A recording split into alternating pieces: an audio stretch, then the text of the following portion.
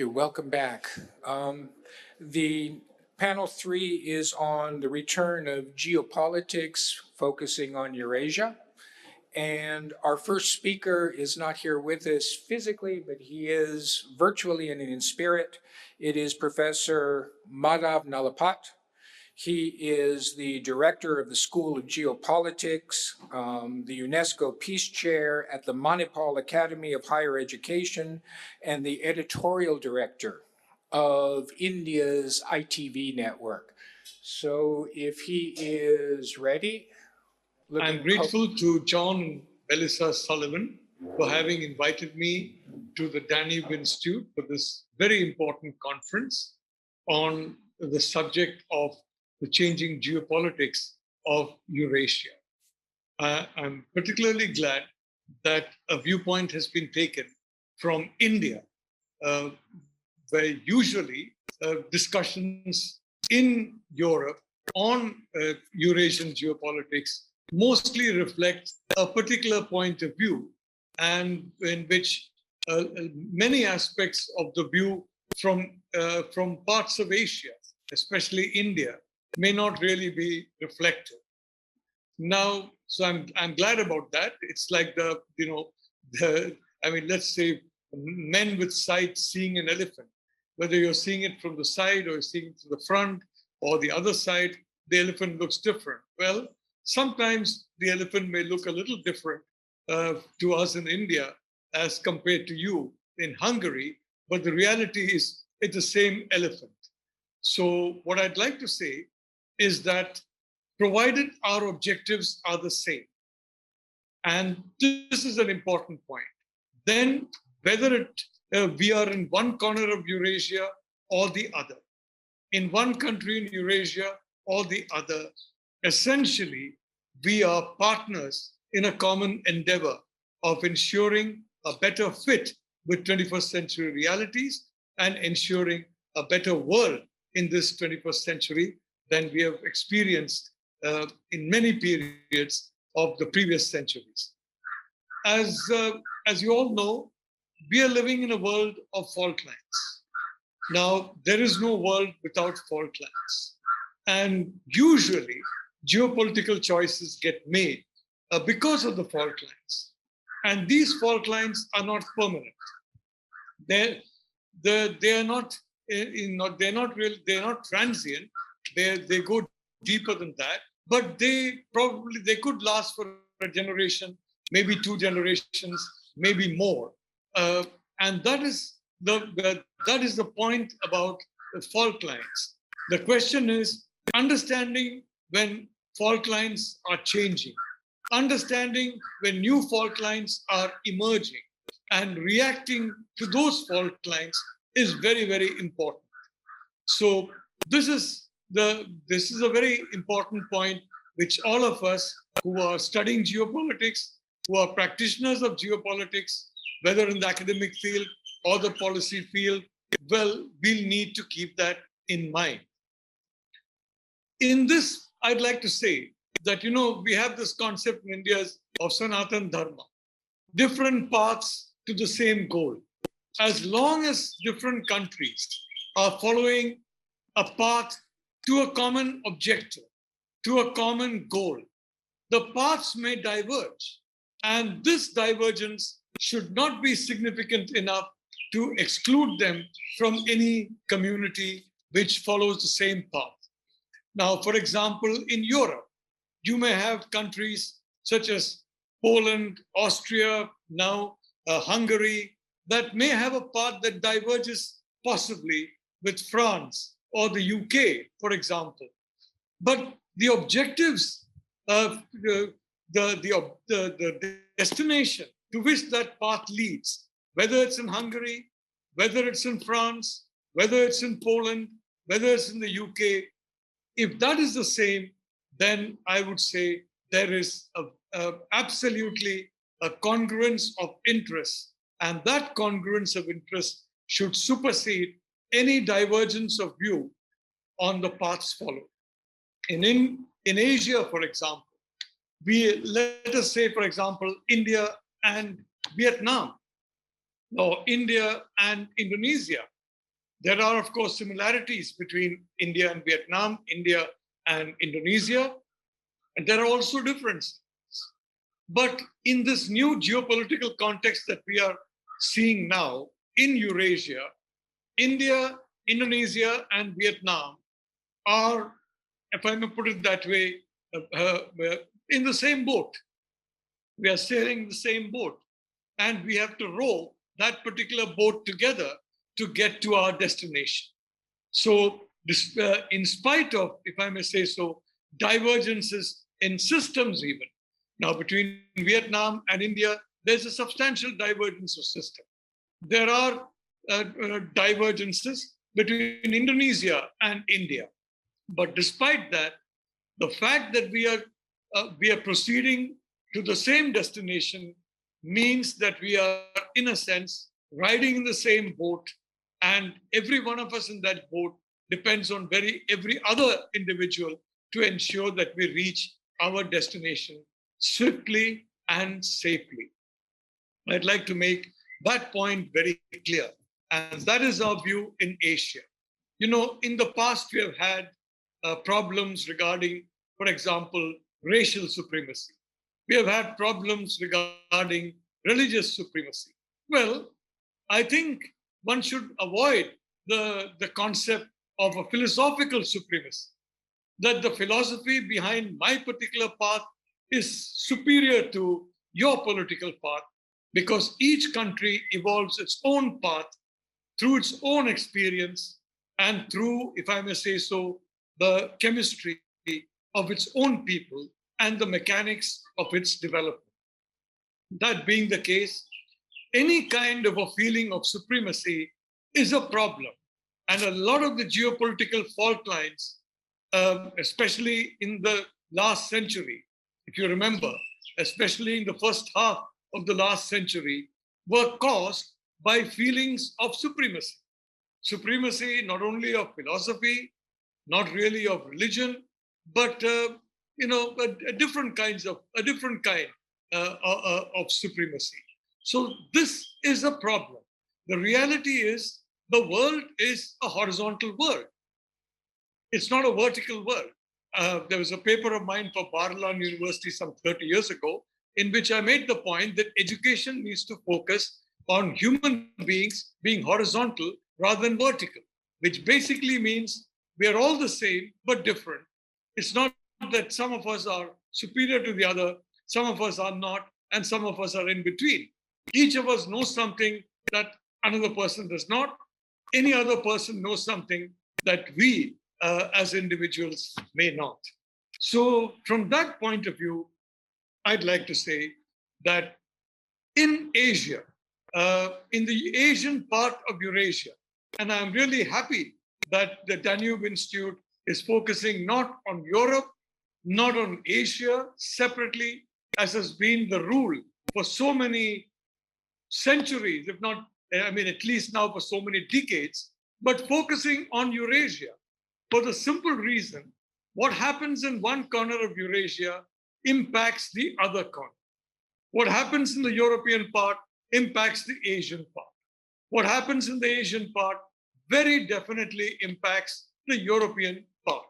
So from that point of view, the Eurasian continent has to be treated as a single analytical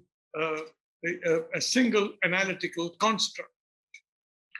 Let me, I think, we are talking, let's not go far beyond the 20th century. And we have talked a little bit about the first part of the 20th century. Let's talk about the second part of the 20th century, and which is, of course, even fresher in our memories. And that is Cold War 1.0. Cold War 1.0 was between the US, a group of countries led by the US, and a group of countries led by the USSR. Now, this was not simply a difference in philosophy. It was an existential situation, because one or the other system would have to give way. Which system that would be, whether it is the Soviet model system, whether it is the US model system, and several variants of essentially the democratic, non-authoritarian system of the US. I mean, many countries had different models, and the Soviet Union had a particular model. Some other communist countries followed their own model. But this was an existential battle between these two systems, because one of these two systems was eventually going to prevail over the other globally. For some time, it looked as though the Soviet system was going to prevail. Soviet science was very advanced, for example. There's no question about it. And in countries like India, the world's most populous democracy, we embraced Soviet-style planning. We had a first, second, third, fourth, fifth, a 5-year plan, very closely modeled on the Soviet planning model. We had a planning commission closely modeled on Gosplan. And very importantly, the government at the time was very clear that the commanding heights of the economy, their language, not mine, will be firmly in the hands of the government. Firmly in the hands of the government. The commanding heights means whether you're private or small or medium, or you are under the complete control of the government, exercised in micro fashion if they so wish to do so. That was the Soviet system. A lot of countries introduced that a variance of that kind of a planning and Soviet system. Economically, I'm not sure what benefit it did. I think the record will show that the economies of systems that allowed a lot more liberty and individual freedom and expression and innovation were ahead of the countries that sought to have a centralized planning model. But so my point is, Cold War 1.0 was not simply a battle between the US and the USSR. It was not simply a battle between two philosophies at the end of which, the two sides sit down and have a cup of tea together, which we do in many arguments, in debating societies. It was eventually an existential battle of systems, the defining battle of the 20th century, Cold War 1.0. Well, what happened was that we all know in 1991, close of that, definitely 100% by 1992, the start of that, the Soviet model melted down and the USSR as a construct collapsed. Now, of course, we can talk subsequent errors in policy because at that point in time, it may have been that the new Russian Federation was interested in becoming a European power. Gorbachev, for example, had spoken of a common European home. Even Vladimir Putin comes from St. Petersburg, where this idea of a common European home and a shared sense of European identity is very prevalent, much more so than in Moscow, and certainly more so in some of the eastern parts of the Russian Federation. But that's a different matter. The reality is that did not happen. In fact, an effort was made to ensure that Russian technology was frozen in much the same way as the 90s. An effort was made to ensure by the Clinton administration, by China, by several other countries, that we gave up our nuclear program and we gave up our missile and rocket and space program. At that time, I had compared that to what was called the thumb of Ekalavya. Ekalavya was a backward caste young boy who listened to a great archer teach a prince archery, who watched from yards away. And he mastered that simply by watching that teacher teach the princely student. So that he defeated the princely student. He came up to a teacher and said, look, you are my teacher, but I have defeated your student. Don't feel bad. I am also your student. Then the teacher, Dronacharya, said, if you are my student, then give me the Guru Dakshina, the gift to the Guru. He said, yes, cut off your thumb. And Ekalavya had to cut off his thumb. My point was, India, without nuclear weapons and missiles, in an age where China definitely was quite advanced as a nuclear power, would have been Ekalavya without his thumb. And we were not going to follow that. We do not regard ourselves as a backward country. Yes, our economic metrics are bad, but we do not regard ourselves as permanently so.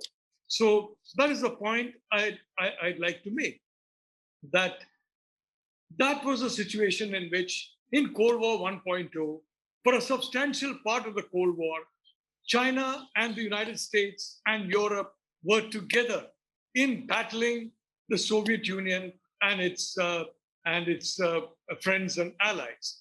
They were together. That was Cold War 1.0. Of course, that's over now. But frankly, looking at some of the meetings that are taking place in Brussels and in Washington, I'm not very sure if people a phase of history in which they are scholastically, policy-wise, and maybe emotionally, if I may say so, more attached. Today, from our point of thinking, now we have some very diplomatic individuals in the government of India. We have Foreign Secretary Jaishankar. We have the Prime Minister who speak very diplomatically. For a long time, Jaishankar did not even mention the name of our northern neighbor. Of course, these days he started to do that. But the reality is, everyone in India recognizes now that we are in the midst of Cold War 2.0. It is not Cold War 1.0. It is Cold War 2.0. And that is between the PRC and on the one hand, and the United States on the other, as principal, if I may say so, combatants. This war is also an existential war, because as part of this Cold War, definitely one side in the Cold War is trying to ensure that the currency of the other side loses its significance as the global reserve currency and falls very sharply in value.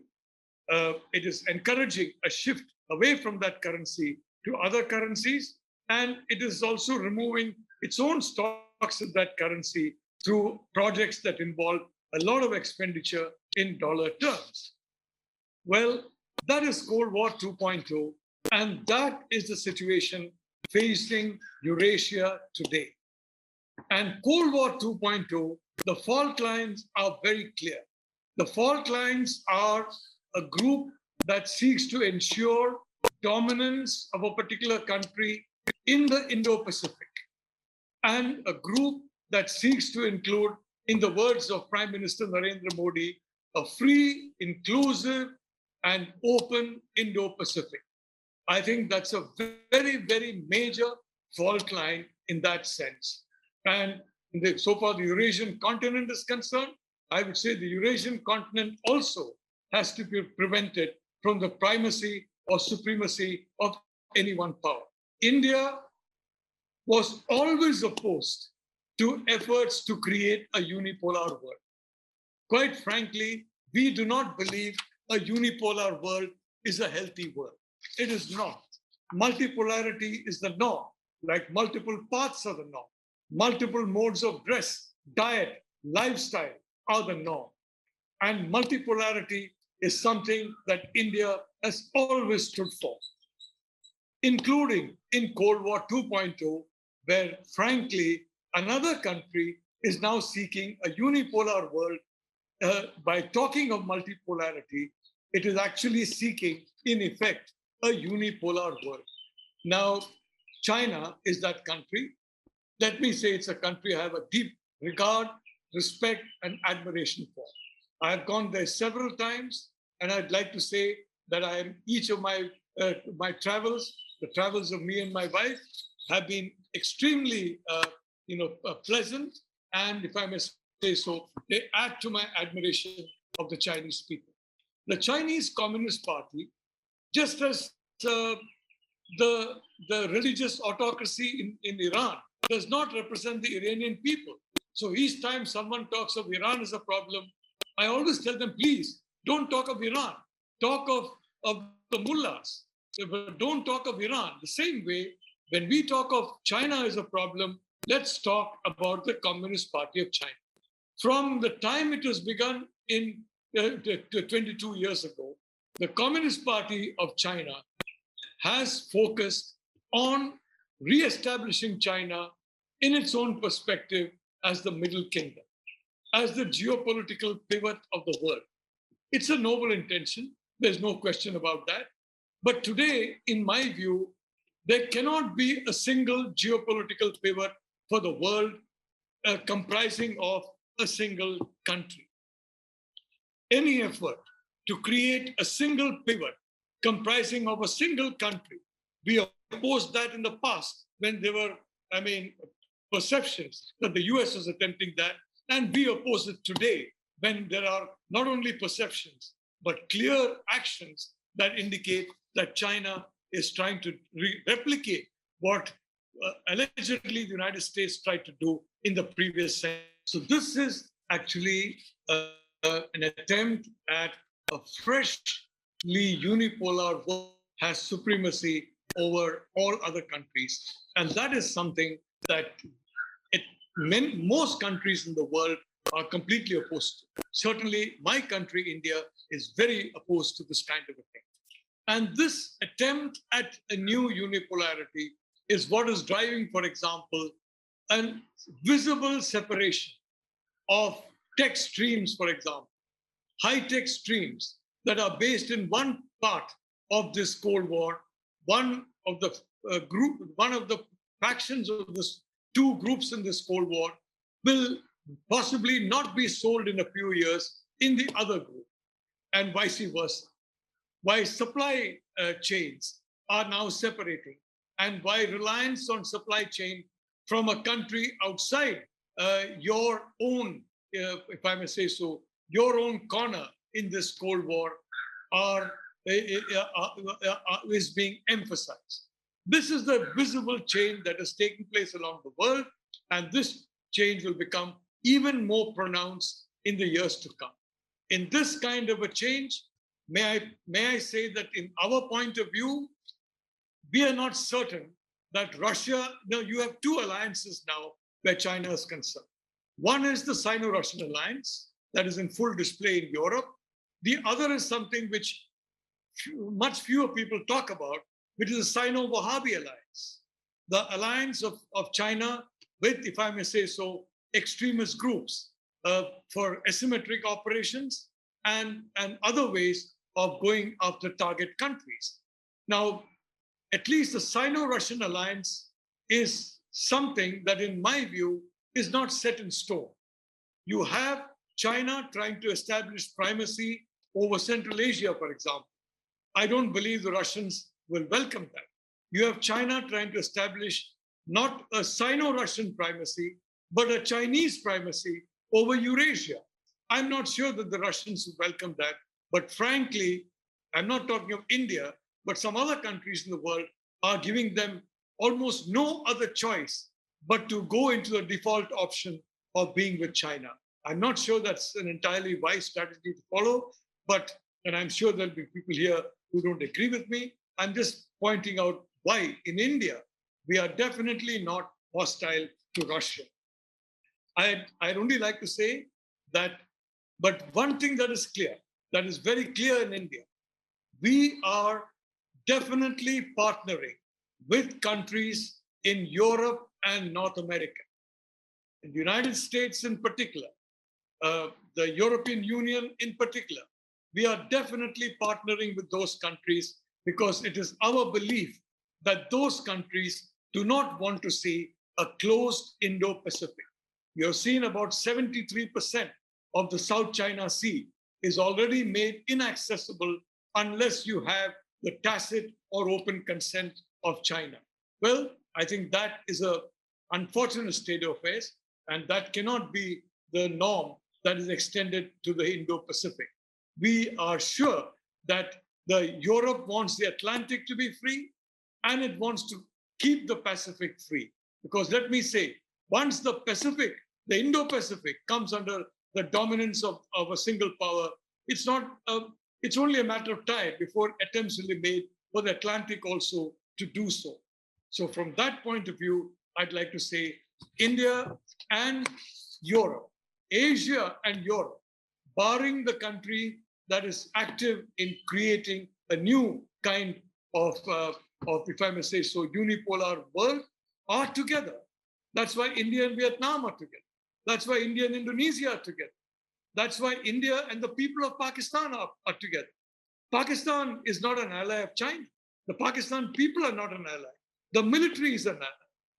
And that military has been a Wahhabi backing force from the time of Zia-ul Haq. The people and the military are different. So this is the new alliance that is forming to challenge this new effort at hegemony. And I think this Cold War 2.0 is as existential as Cold War 1.0. And all of us in Eurasia need to recognize that reality. And those of us in Eurasia who are in the same boat of wanting a free, open, and inclusive Indo-Pacific, and the Atlantic remaining free, open, and inclusive, we need to concert our actions much more systematically and come together in a manner that has never happened before in history. Thank you for this opportunity. Thank you, Professor Nalapat. Let us move quickly on to His Excellency Dr. János Hóvári. Dr. Hóvári is a historian, a Turkologist, and a diplomat. He was Hungary's ambassador to Israel, Kuwait, and Turkey, and is Hungary's Deputy State Secretary for Global Affairs. Dr. Hóvári, please. Thank you very much, Mr. Chairman. John, Melissa, Excellencies, ladies and gentlemen, I am very pleased to address you today about the Turkic world, which I am representing, by the way, in Budapest. That's if you see my first slide, you see that the Turks, the Turkic states and the Turks who are speaking any Turkic language, they are in a core area, in the central area of Eurasia. The most of them landlocked. You could see that the various colors, and the Turks are from the Carpats and the lower Danube to the Arctic Ocean. They speak various different Turkic languages. The numbers, so they are at least 200 million. We do not know exactly, we don't have the precise census, but they could be, according to an estimation, they are more, and that's near to, according to some estimation, they are 250, but I'm sure that by the mid-21st century, they will have 50 million plus, and they will be demographically important. And the first Turkic state, it is the first Turkic Khaganate, which was established in the 6th century and as a nostalgia from the 19th century to form that kind of Turkic unity where there's no different religions, there were no Christianity, there were no Islam, they followed the certain shamanism. This map is interesting that the centrality, the basic centrality, and the core area in Eurasia remain in the hand of the Turks, but you should have moved to the Mediterranean because the Ottomans, the Seljuks entered into Europe and Asia Minor, and towards Siberia, we have a new Turkic territories. The languages, the Turkic languages, there are around 80 languages which are spoken, and the largest is Turkish, the Turkish of Turkey, and the second is the Uzbek in the Azerbaijani. Azerbaijani is not spoken only in Azerbaijan. There's the Azerbaijani speaker in Iran.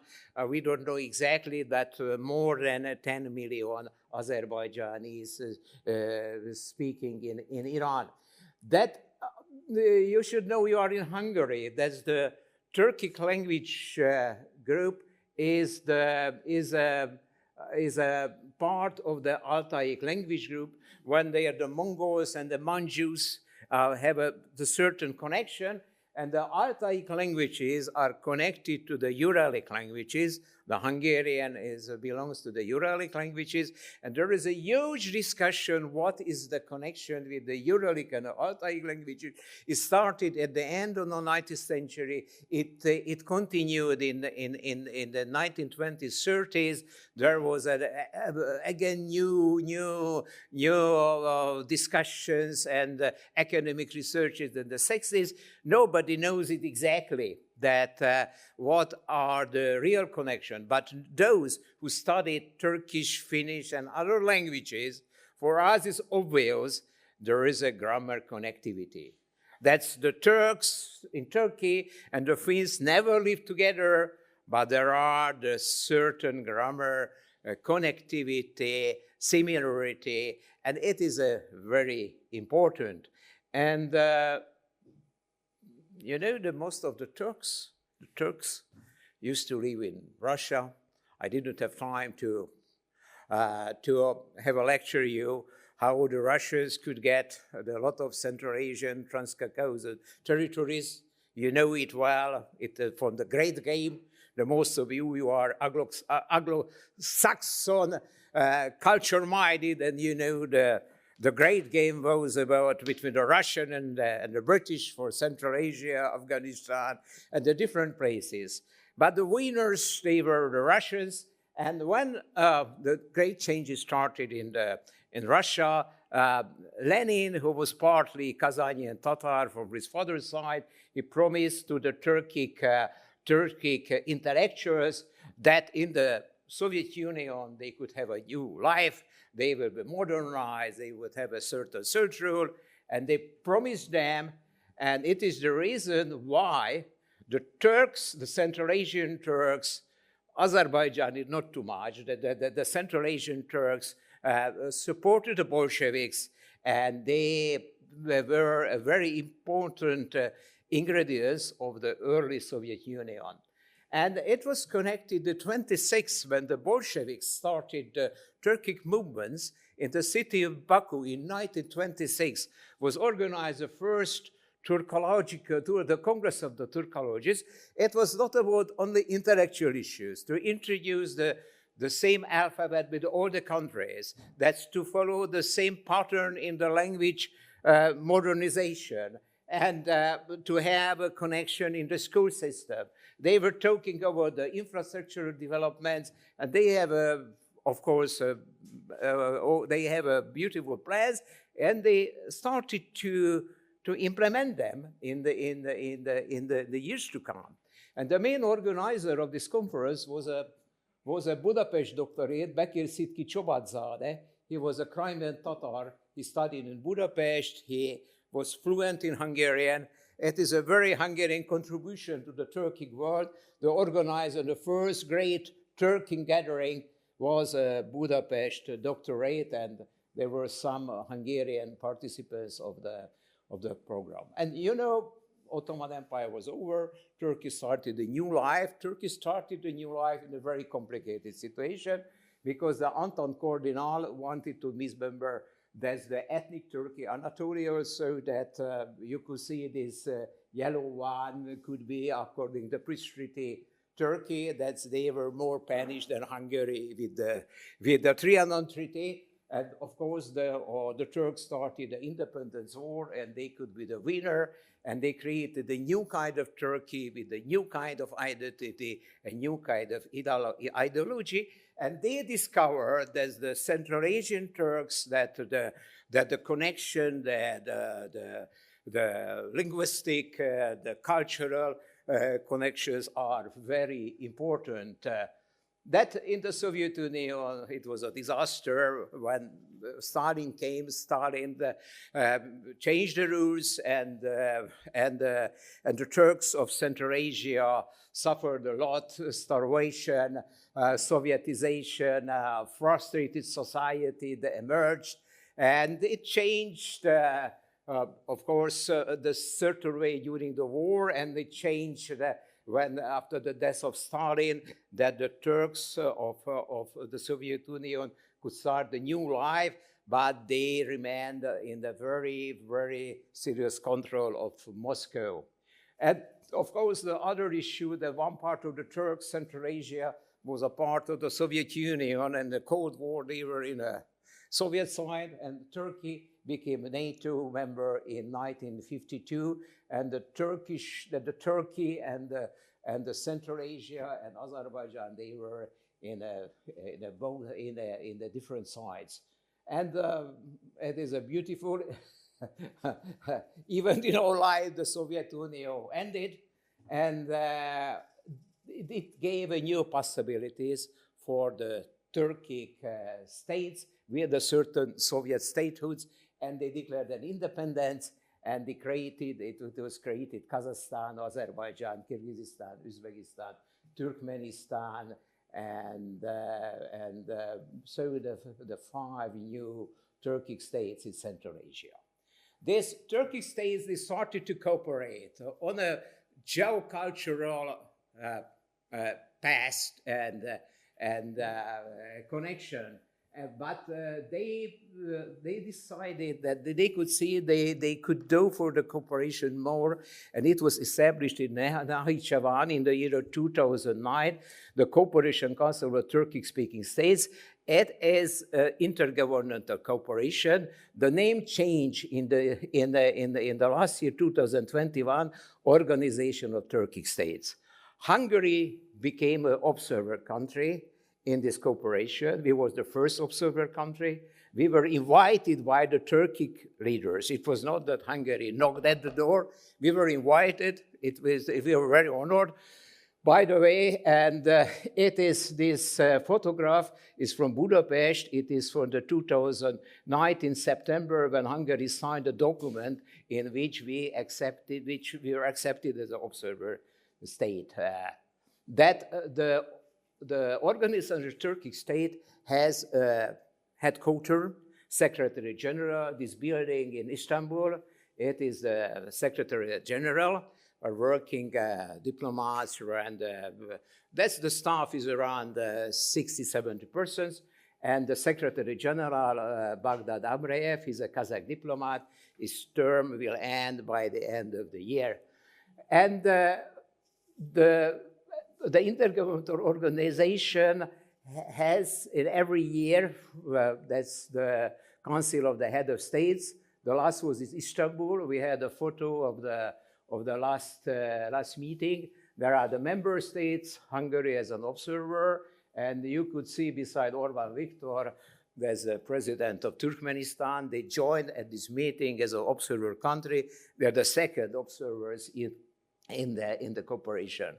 And the next Council of Head of States will be in Tashkent next October. Meanwhile, we have different meetings, the foreign ministers' meetings, senior officials' meetings, and the others.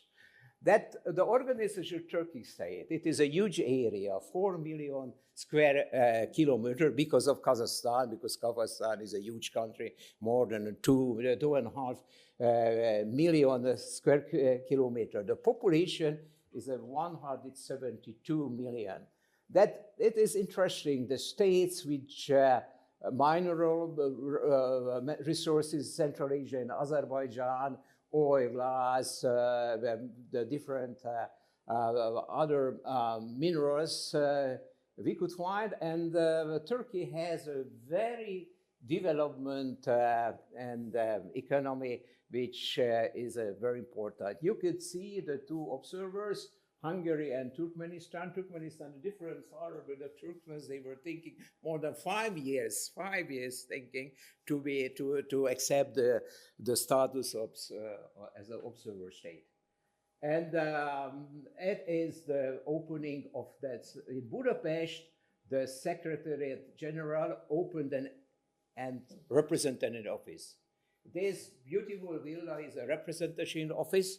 When they opened it, they were here, some foreign ministers, and we are a special connection to the Turkic world towards EU, Central Europe, and the European world.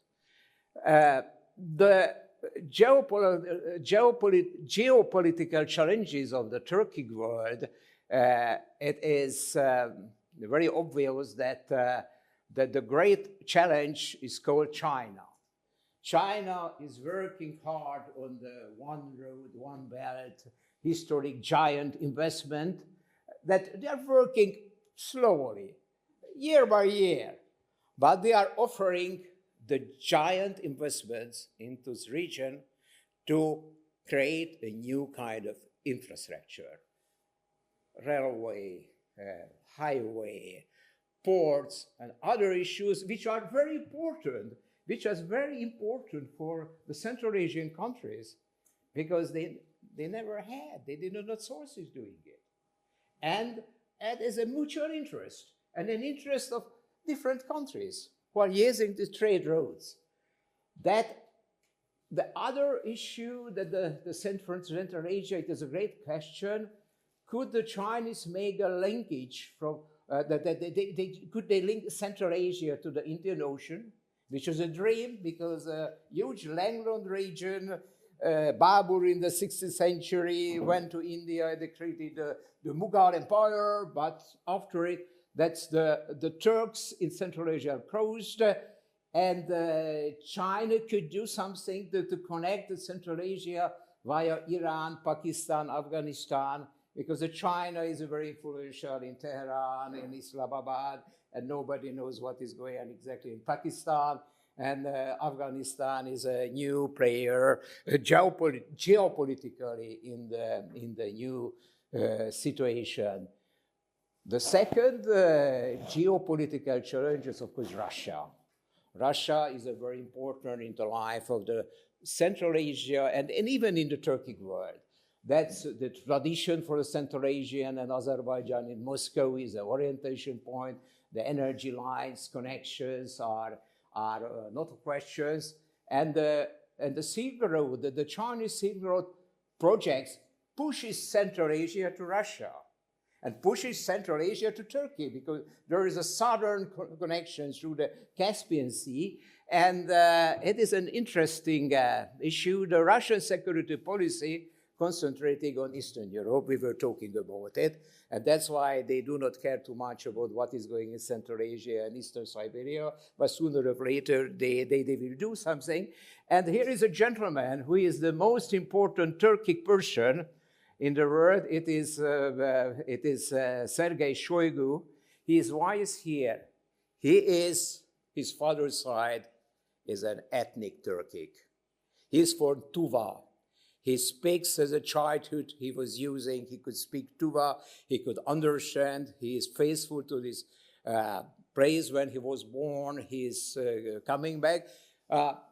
His mother is from Ukraine, by the way, but he's a very Turkic.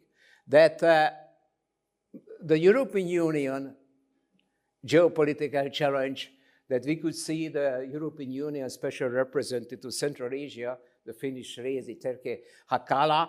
That's important for the European Union because this region is a source of raw materials, growing market, export, innovation, and of course, rivalry with China. That's what they are using. And the demography is a certain hinterland of Europe. That's one more. That of course the European Union, Turkey no membership because there is not a common interest, but the partnership, custom union, education. That's the whole Turkic world needs education possibilities. They need the new intelligence is necessary for the European Union to give more and more scholarship. Hungary is giving every year circa 1,000 scholarship for students for the Turkic world. The last geopolitical challenge, the Indo-Pacific linkage. What the new Indo-Pacific cooperation, United States, Japan, India, Australia could do with Central Asia, could make something via India and Pakistan. Could this Indo-Pacific cooperation change a new kind of Iran policy? And I don't know, does Turkey have any role in the Indo-Pacific strategy? It is a question, and thank you very much. Thank you very much for your attention.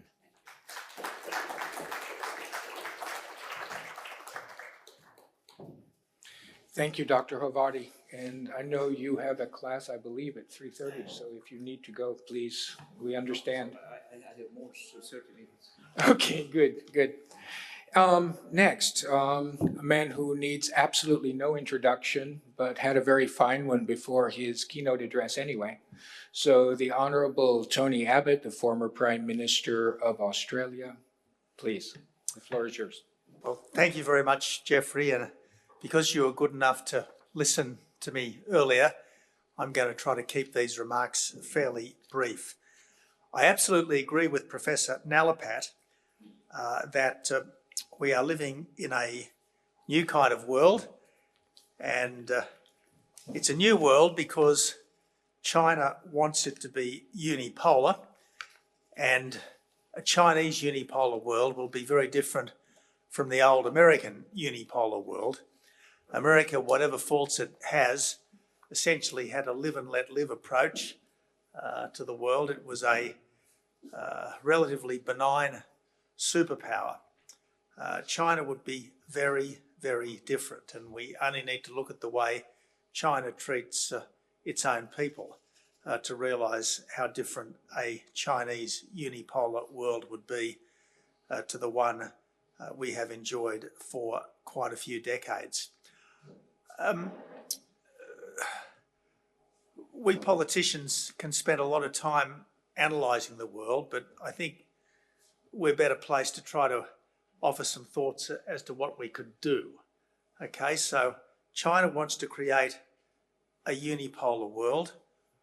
What do we do to try to ensure that it can't create a unipolar world? Well, the first thing we need to do is build alliances. And obviously these alliances, in one sense, are not explicitly against anyone. They are, as Professor Nalapat suggested, they are alliances for an open, liberal order, an open, liberal, rules-based order. And as has been observed earlier today, there's been a degree of success in the Indo-Pacific region building alliances and networks in favour of a liberal, open, rules-based order. There's the quadrilateral security dialogue linking the United States, Japan, Australia and India. There's the new AUKUS alliance linking Australia, the United States and the United Kingdom. And just a couple of words on those two new groupings. I think it's incredibly significant that India is a part of the Quad. It would have been easy for India to stand aloof from the Quad, particularly given that India has a history of standing aloof from the West.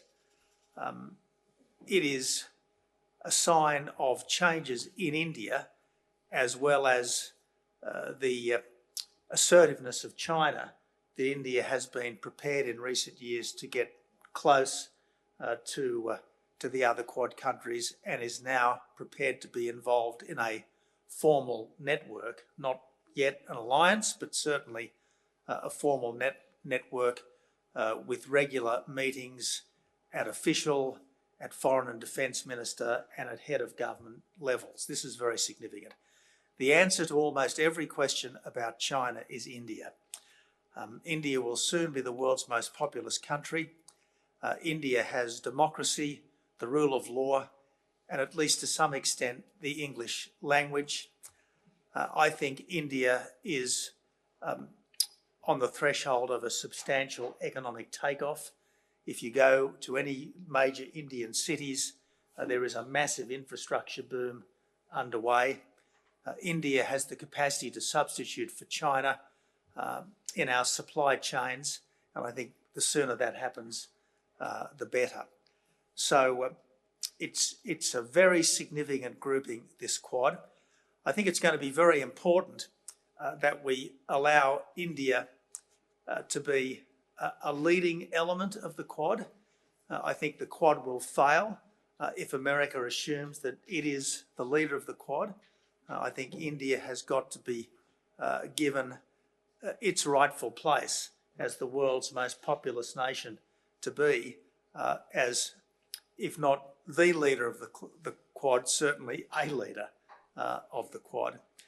AUKUS, a word about AUKUS, because we heard earlier that AUKUS had destabilised relations between the United States and the United Kingdom on the one hand and France on the other. Look, there is this myth that the Australian government's action in terminating the French submarine contract was somehow unilateral and in some way a breach of faith. This contract was written, specifically written, so that at different stages there were exit ramps. And all Australia did was take one of the exit ramps that was always built into the contract, and all the money owing to France under the contract has been paid. So let's not have any nonsense from people who should know better in France that they were somehow dudded.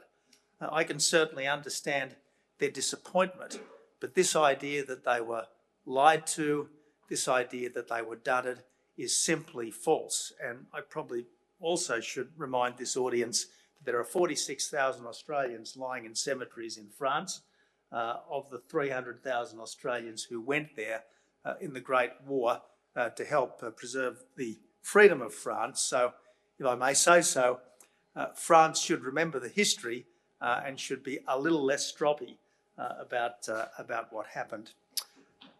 The other thing we need to do, first, build alliances. Second, we do need to build up our military capacity. Australia is doing this, but it's happening too slowly.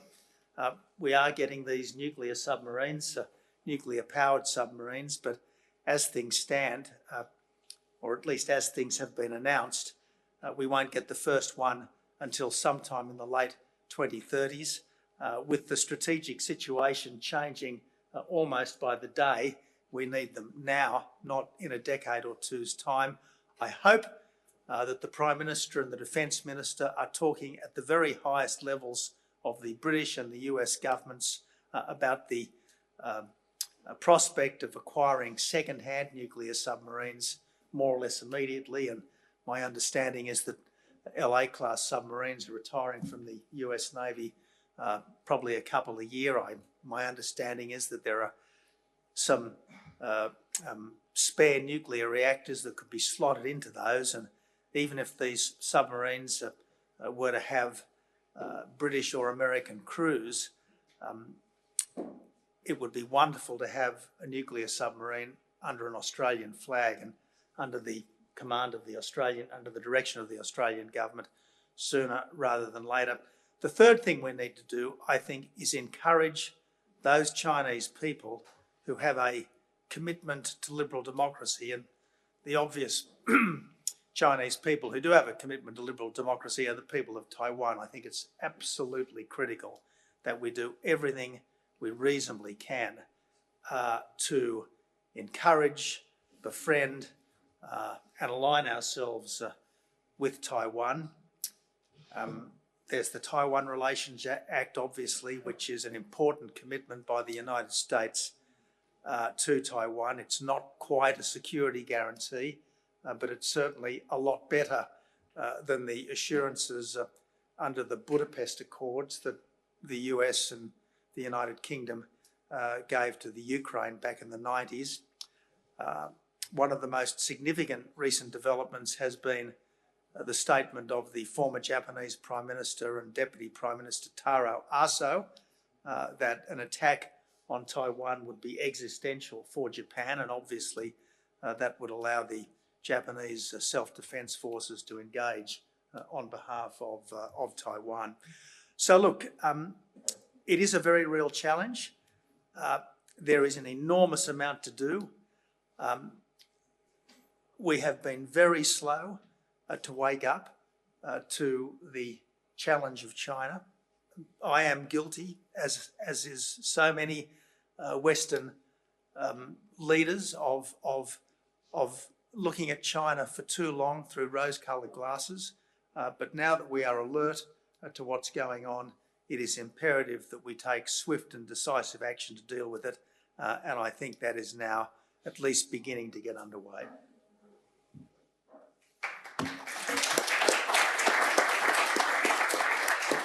Thank you very much. Next, Dr. Michael Doran.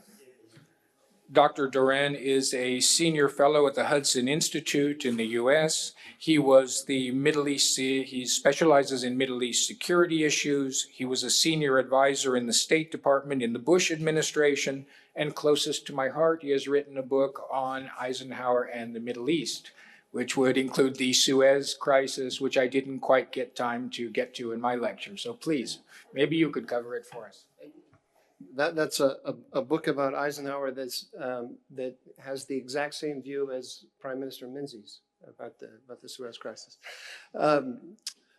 Thank you. Thanks to John and Melissa and for organizing this and bringing me, and thanks to all of you. Before I say anything about the Middle East, I just want to make a very short contribution to the burgeoning study of geopsychology. It's a new field, I hear. I met an Estonian diplomat last week who recounted a conversation he had had with, I think it's Alexander Dugin, I think that's maybe how you pronounce it, the ideologue of the new Russian nationalism. And over lunch, he asked Dugin, Dugin has this idea of the Russian world and Russia having special rights within the Russian world. And he asked him, where does the Russian world end? And Dugin, without skipping a beat, said, where you stop us. So it just kind of tells you something about the mentality. Anyway, back to the Middle East now. I'm going to give you two views of the Middle East and the United States. First, the truth, and then the way the Biden administration and the Obama people see it. Okay, so the truth is that there is a struggle for Eurasia going on, and there are three allies in this struggle: China, Russia, and Iran, and they're all working together. The Iranians are now talking openly in this way. Iranian officials are talking about the Triangle Alliance, and the Chinese want to take control of the Middle East because of mainly the oil resources. China is very dependent on oil that either comes from the Middle East or transits through it. All of China's East Asia adversaries are dependent on Middle Eastern oil as well, but they have these long exposed supply lines that go through this area where the United States is the dominant power. There's no possible way that they don't see a connection between the Pacific theater and the Indian and Persian Gulf, Indian Ocean and Persian Gulf. They pretend, or have been for a long time, pretending that there is no such connection. But if you look closely, you see things like, for example, between 2010 and 2018, Chinese investment in Iraq went up by 1,000%. At the same time, the United States cannot do business in Iraq because Iranian-backed militias on the ground in Iraq have made it a completely inhospitable environment for Americans. It's my view this is not by accident, that the Iranians have created they are acting as the stalking horse of the Chinese. I think the Russians as well are also acting as the stalking horse of the Chinese. The Chinese hide behind them. Even when they vote in the UN, the Chinese will say to American diplomats, well, we're going to follow the Russians, whatever the Russians do, as if they don't have their own independent views. The Americans have been very slow to wake up to this, very, very slow. And I think in the Democratic Party, there's still a belief that somehow the line used to be, up until Trump, the line was the Chinese benefit from the American order in the Middle East, and they know it, and they don't want to undo it, right? And that China has no hard power interests in the Middle East. And so when the Chinese built their base in Djibouti, which in the American mind is an African base, not a Middle Eastern base, even though it's just 20 miles from Yemen, and overlooking a strategic waterway.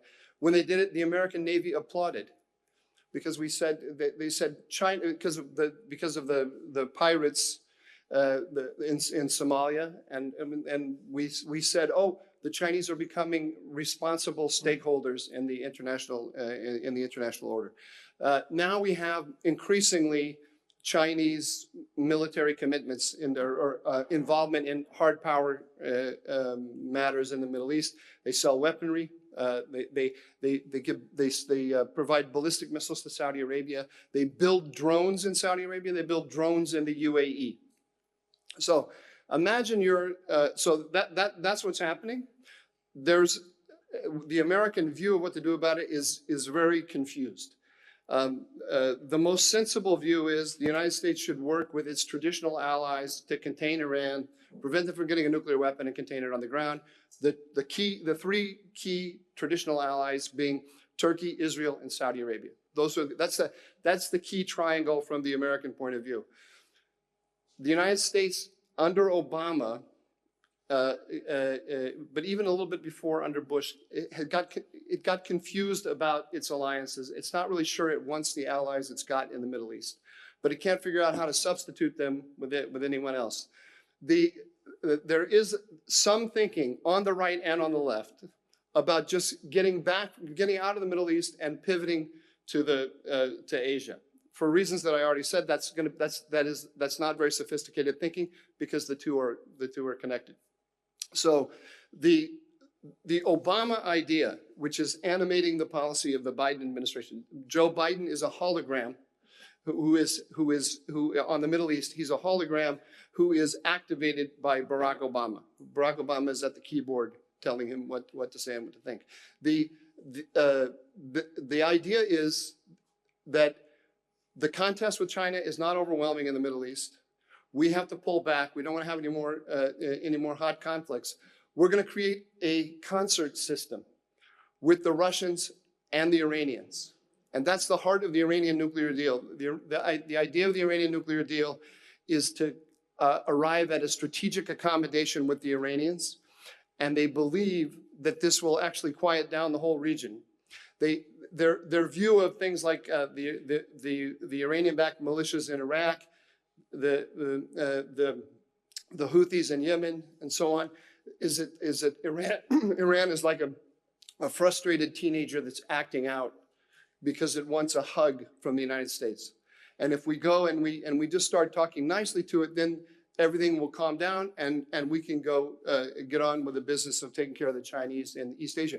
If you don't believe me on this, read the article in Foreign Affairs by Rob Malley from 2021 and read the article by Jake Sullivan, the National Security Advisor, which he wrote as an advisor to Joe Biden. Both of those articles say exactly the same thing in different words, and the message is our allies are the problem.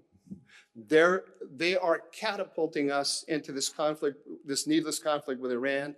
If we don't sign on to the maximalist demands of the Saudis and the Israelis, there's a deal to be had with the Iranians, and that will allow us to put everything in its place. Now, imagine you're the UAE. So what this does, the Obama-Biden realignment toward Iran, is it makes all of our allies in the Middle East defense orphans. So you're the UAE, for example. And now the UAE has been hit by ballistic missiles from the Houthis 3 times in the last month or so.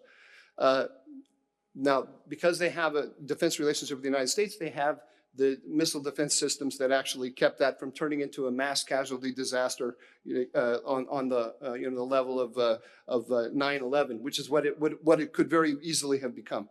But they don't have any ability to retaliate.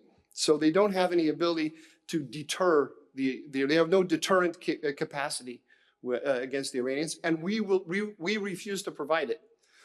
That used to be our job, but we have gotten out of that business. So you're the UAE. We don't even recognize, we don't publicly acknowledge that this is Iran sending ballistic missiles against the UAE through the Houthis. We blame the Houthis and we say, oh, it's really regrettable that they behave like this. But we don't do anything in response. So what do you do if you're the UAE? Well, you have only one choice, or two choices. What, hedge toward Iran, which they're inclined to do that anyway just because of geography. But they hedge toward Iran, but they also hedge toward China. Remember, I mentioned they're building drones in China. So it was recently reported that they were actually, this summer we discovered that they were building a Chinese military facility in the UAE, and then we twisted their arm and made them stop. But we're going to see much more of that kind of behavior. And this is, everyone in the Middle East is hedging toward China. Everyone, all of our allies. Now, we're still strong enough that they won't go all the way, and the Chinese are not ready to openly defy us with hard power in the Middle East.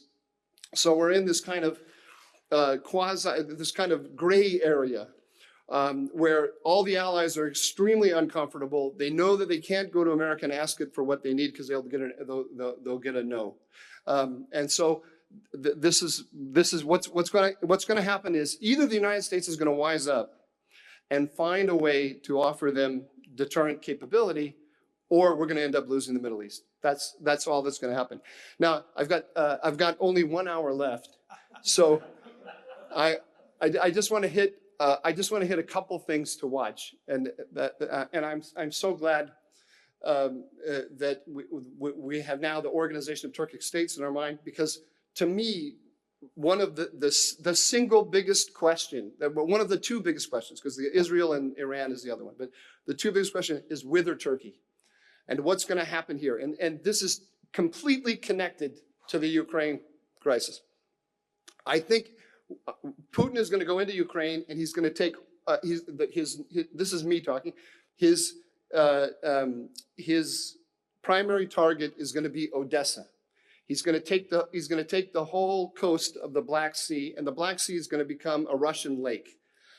What that's going to do, I think, is it's going to force Turkey back toward the United States, like was more in the Cold War, and this kind of uncomfortable straddle that Turkey's been doing between Russia and the United States will likely come to an end. Now, America has to get smart. America has been alienating Turkey in the same way that it's been alienating others, not because it's so much the Iran policy, but because we build up the PKK, their most hated enemy, on their border. We tell ourselves we're not doing that. We call it the YPG, and we say we're not building up the PKK, but we only propagandize ourselves. The Turks think we're building up the PKK, which is what we're doing. And so there are some big impediments that have to change before the U.S. can come back to Turkey. But I'm personally, this is my own little favorite project, I look at Azerbaijan.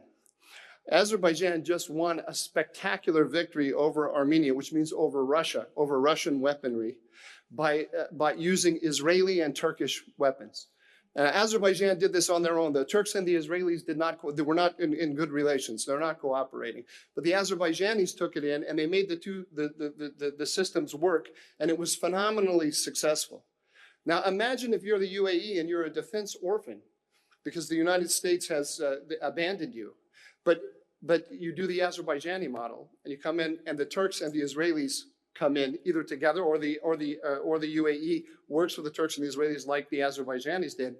Once the Turks are there, the Turks have geostrategic heft, and there's nobody in the world that the Iranians are more fearful of than the Turks, for the reason we heard. One third of Iran is Azerbaijani. And those Azerbaijanis are all located in the northwest quadrant of Iran, right under Azerbaijan. The younger generation feels more and more Azerbaijani and less Persian. Turkey and Azerbaijan together could shake Iran to its core, if they so desired. Now, Turkey's not particularly anti-Iran, but I suspect that what we're going to see as this Cold War develops is one of the fault lines is going to become Turkey versus Iran.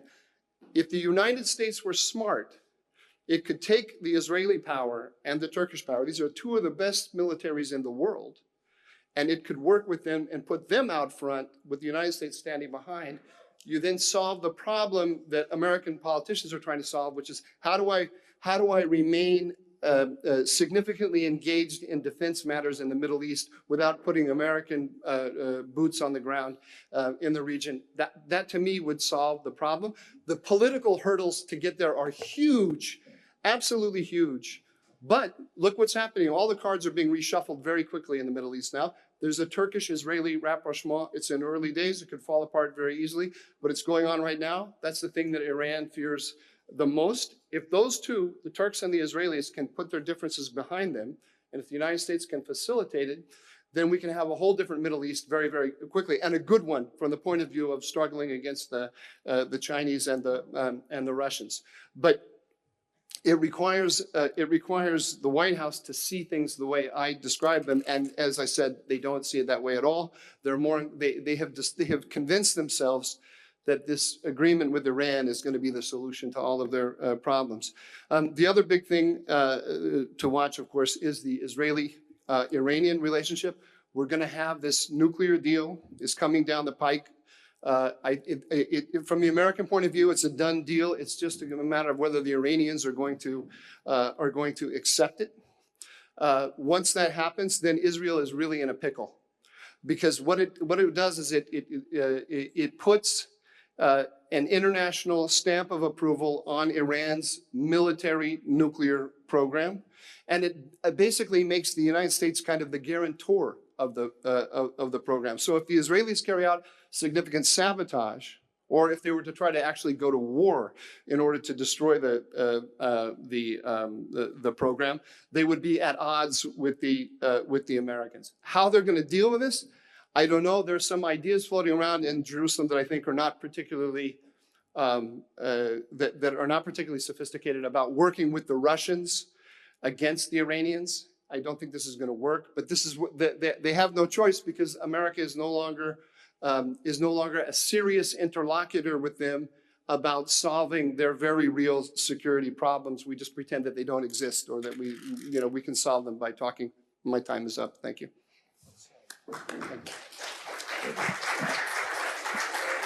Thank you very much, Dr. Hudson. Yes, the Iranians have been waiting for that hug since the constitutional revolution at the turn of the 20th century, so they are patient people.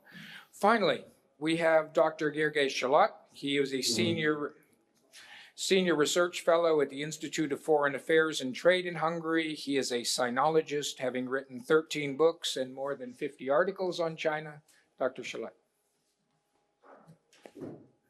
Ladies and gentlemen, thank you very much for the invitation.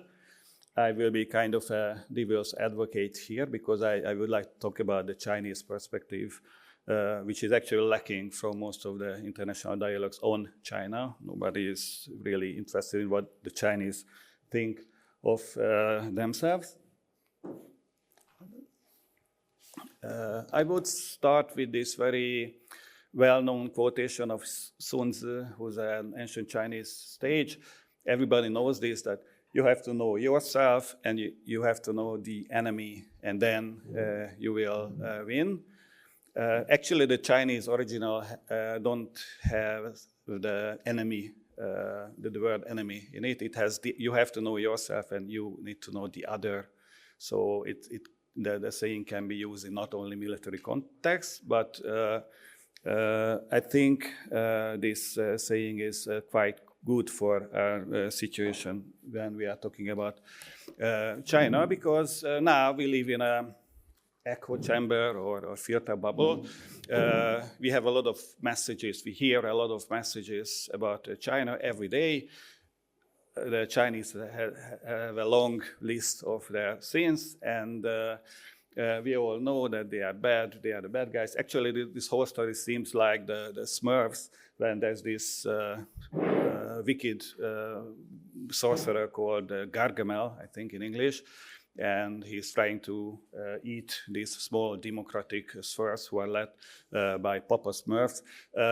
So we get, if we listen to the media, or even if we listen to conferences like this, we hear something like a children's tale about the bad guys and the good guys.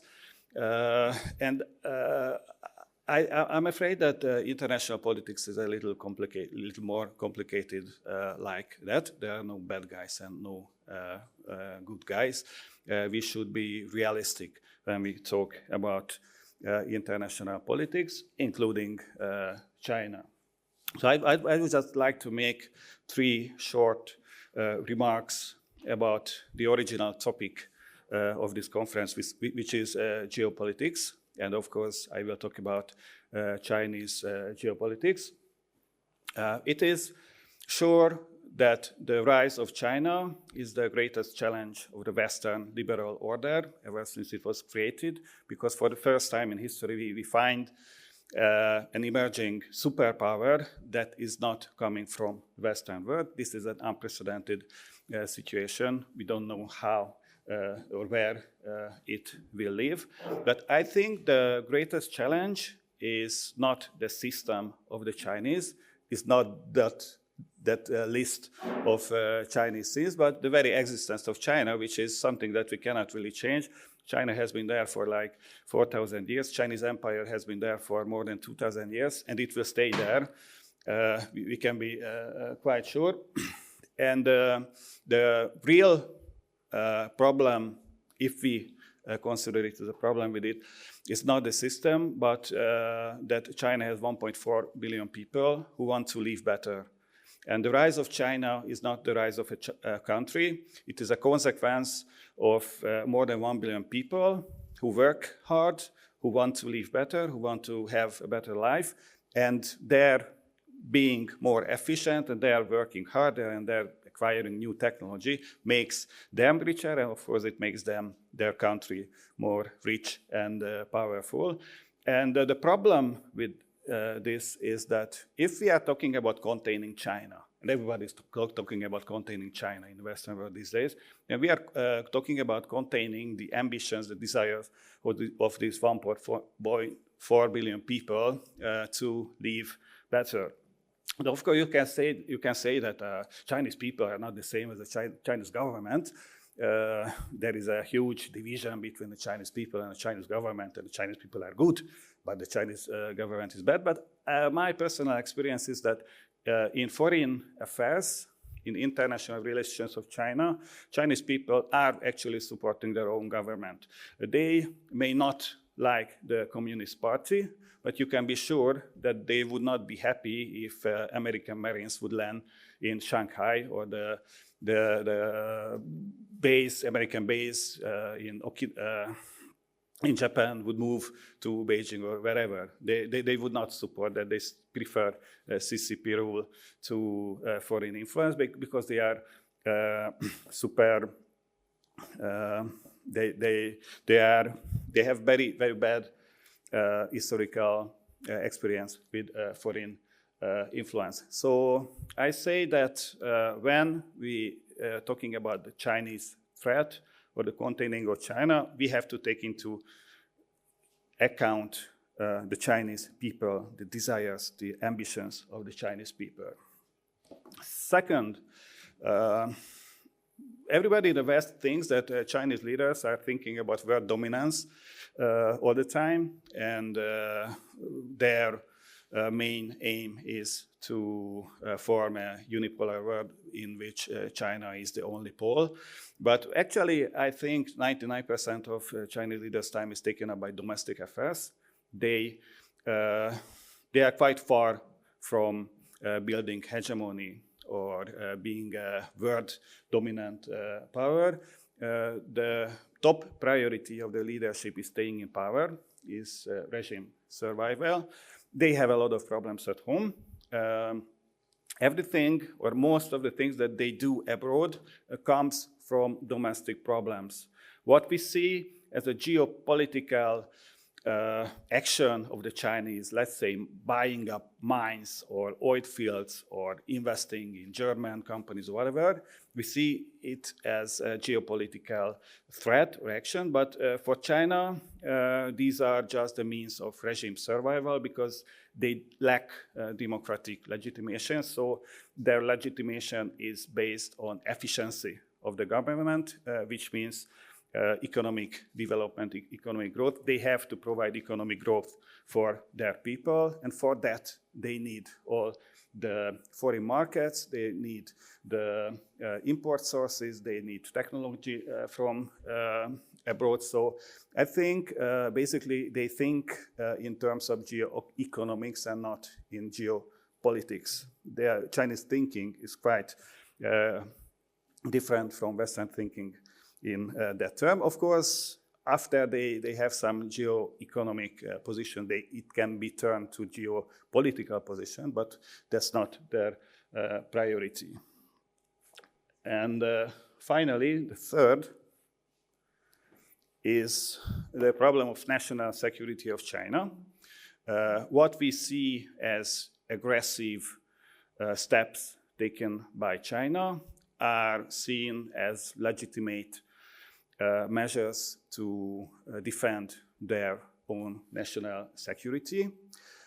China is in a very bad geopolitical position. It's not as fortunate as the United States, which is an island country, practically. China has thousands of miles of land border with such great powers as India and Russia, who are not always very friendly toward China, and the Japanese also near, and it also has a thousands miles long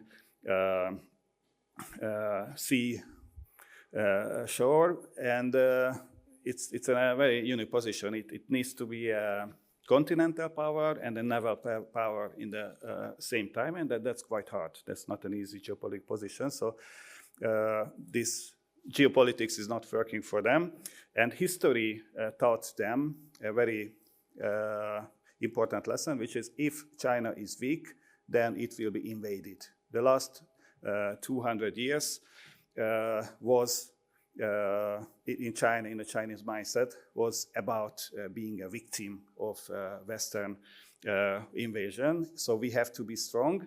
And first of all, we have to secure our near abroad, Taiwan, South China Sea, East China Sea, Indian border, whatever.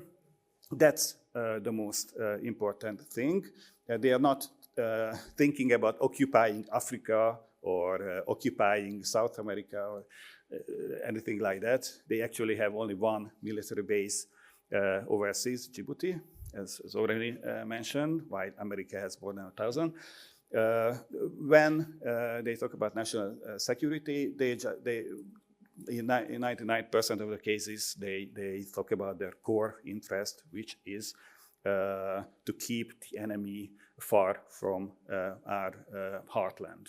Actually, that's what every great power is doing, including the United States 100 years ago, or including Russia these days. And the other national security aim of the Chinese is to secure the trade routes. That's why they need the South China Sea. That's why they want to be present at the Indian Ocean. But it does not mean a total control of the Indian Ocean and the total control of the world. I don't think Chinese are, at least now, striving for world hegemony. It just means they want to have their oil shipment and all other shipments safe.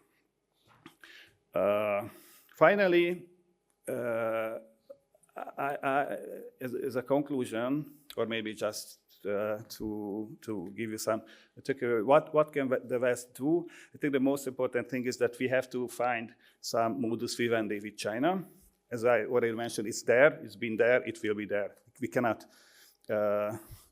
imagine a world in which China does not exist. We have to do something with it. I'm quite sure that it will never become a part of the Western liberal order. No way the Chinese mindset is Chinese people just won't accept it. So we have to find a modus vivendi. We have to defend ourselves. But we need to avoid hubris. Western powers still have those hubris, those pride that we are superior to everyone and our values are universal, and we have to export those values to other countries. We have seen in the case of Iraq and Afghanistan that this export is not really working, and I'm quite sure it would not work in the case of China. We have to understand China, understand their motives, instead of demonizing them. They are not the bad guy from the Smurfs. They are just a normal great power, like every great power in the past 3,000 years. I think we should follow realism instead of idealism. Maybe we could, or Russia, or the United States could play the Russia card, just the way Henry Kissinger played the China card in relations to the Soviet Union. I think this is a mistake from the United States that they are pushing China and Russia together because they are not natural allies. They are not very good. They would not be so good friends if they were not pushed together by the West. West should be much more unified, and it should concentrate much more on the real problems instead of gender diversity and whatever. Identity politics. We have real problems, which not only China, but a lot of real problems like China, and we should invest much more in the real field of competition, which is research and development and science, because that's where the Chinese are really catching up. And if they overtake us in science and technology, then all the other fields will be lost to us. Thank you very much.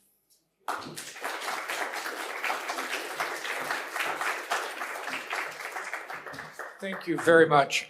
I must apologize to the panel. We're running a little overtime, and I really wanted to get some discussion in, particularly on the elephant in the room, which is the One Belt, One Road policy in each of the countries and Russian security policy in Central Asia. But I'm afraid we won't have time.